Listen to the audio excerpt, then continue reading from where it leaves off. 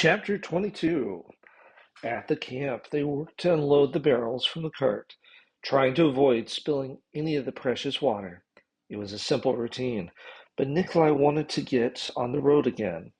Unfortunately, as they began the process all over again, neither Maxim nor Oleg seemed in any hurry to move at a pace that suited Nikolai. By now, Nikolai was beginning to feel that he would rather work by himself than have Oleg along. In fact, he was sure of it. As the two of them filled the barrels for the second time and then turned old Maxim around for the trip back to camp, Nikolai began to form a plan. Why tie up the time of two men doing a job that could be done by one? The job was turning out to be much easier than Nikolai had anticipated. Old Maxim was doing most of the work anyway. Nikolai waited to speak his mind until after they had unloaded the two barrels of water at the kitchen. I've been thinking, Nikolai ventured. It's a long way out to the spring, and it seems a terrible waste of manpower to have us both walking all the way out there. You've taught me what I need to know, and now the rest is up to Maxim. Why don't you let me try a run by myself? If I have any trouble, I can let you know when I get back. Nikolai wiped the sweat from his forehead with his sleeve and ran his hand through his hair. Do you think that would work? Hmm, you're probably right, Oleg admitted as he stared at the empty water barrels. They had just loaded on the cart. He stole a glance at Nikolai.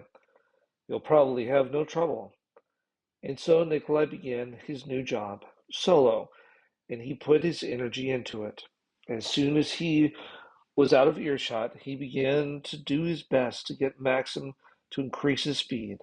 But old Maxim didn't appreciate being hurried along. A few times Nikolai tried whipping him up a bit with the goad, but after a few hundred meters of this, old Maxim slowed his pace down to almost a standstill. In the end, Nikolai realized once again the truth of what Oleg had said. Old Maxim just couldn't be made to run faster. He would walk when he wanted to, and he would stop when he wanted to. And short of beating the ox mercilessly, it wasn't going to change things any. They made several more trips out to the spring, but as the day wound down, so did Maxim's energy. Near the end, he was walking slower and slower. Now Nikolai was really frustrated, and if the whole thing hadn't been so pathetic, he might have laughed. To Nikolai, it was obvious that Maxim didn't care how many loads he could get in before dark. He was just an animal, but animal or not, in some ways it appeared that Maxim was just another one of the prisoners. He was being forced to work against his will, harnessed to a cart every morning and made to walk back and forth all day to the spring. That was the life of a prisoner in a prison camp, wasn't it?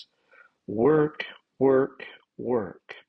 Like machines, Nikolai and Maxim would spend each day working as though that was what they had been made to do. They might not like it, but they would do it anyway, because that was what everyone did out here on the wind-swept steppes of Siberia. But all of that was just rhetoric.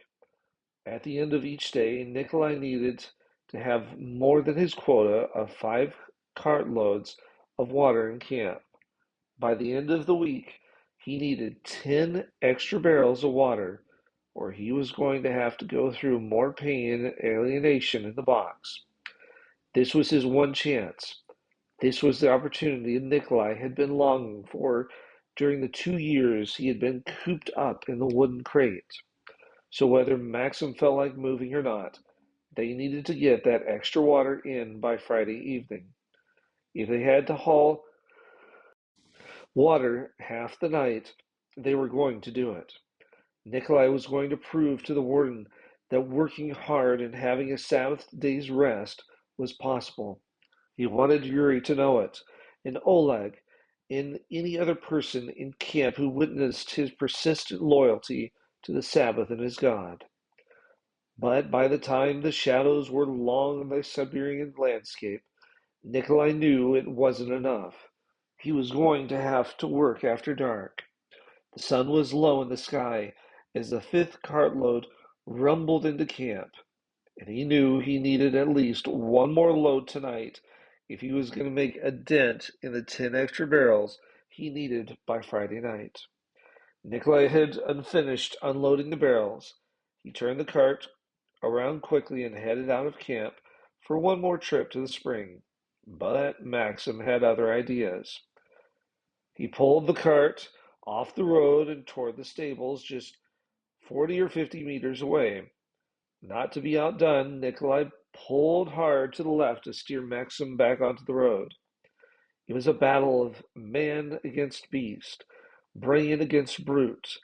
Maxim wasn't used to going back out to the spring this time of night, but Nikolai knew they had to have that extra load of water. Nikolai used the goad to persuade Maxim. Can't you get it into your thick skull that I'm doing this for your own good? Nikolai half shouted. I'm just as tired as you are, he added with a stubborn resolution that surprised even himself. But it doesn't matter.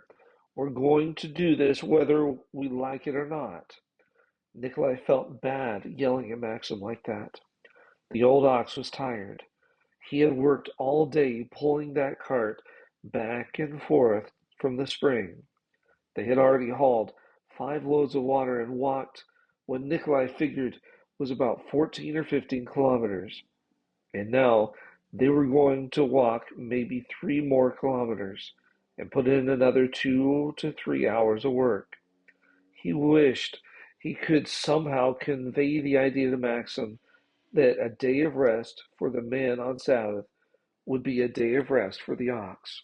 But he guessed that he would have to leave that job up to God.